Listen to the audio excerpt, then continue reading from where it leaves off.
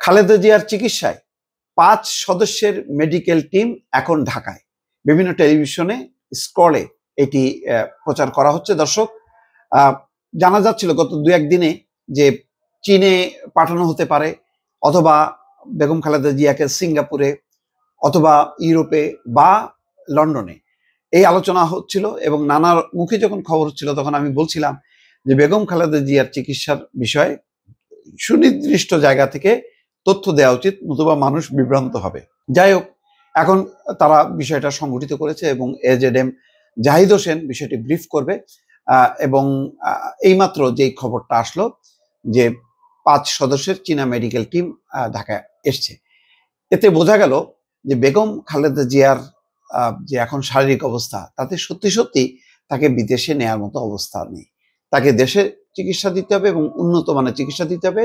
প্রয়োজনে বিদেশ থেকে কারিগরি চিকিৎসক, মানে এক্সপার্ট যারা ডাক্তার, তারা আসবেন এবং তার চিকিৎসা নেবেন। এবং সেই অনুযায়ী কিন্তু মেডিকেল বোর্ডের তৎপরতায় এবং শুরু থেকেই বেগম খালেদা জিয়ার চিকিৎসার ব্যাপারে চীন খবরাখবর রাখছিল এবং তারা সর্বোচ্চ সহযোগিতার আশ্বাস দিয়েছিল বিএনপি নেতৃবৃন্দকে।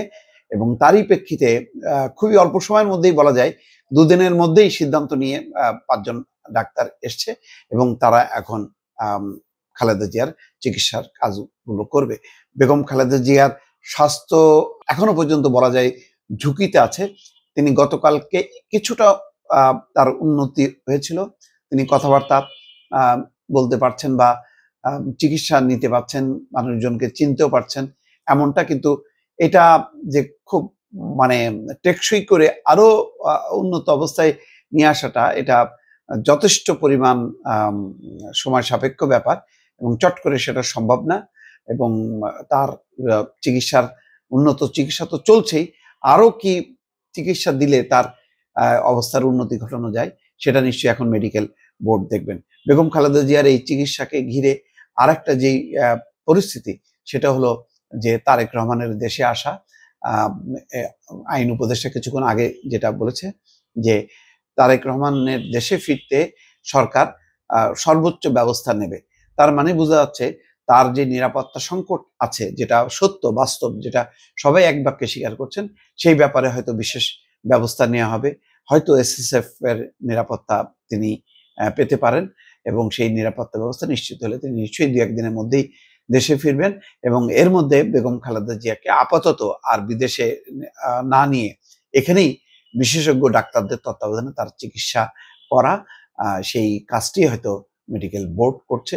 সরকার, বিভিন্ন রাষ্ট্র সেই ব্যাপারে সহযোগিতা করছে। ইতিমধ্যে পাকিস্তানের প্রধানমন্ত্রী শাহবাজ শরীফ তার সুস্থতা কামনা করে একটা স্ট্যাটাস দিয়েছে, যেটা পাকিস্তানের সরকারি অফিসিয়াল পেজে প্রকাশ হয়েছে।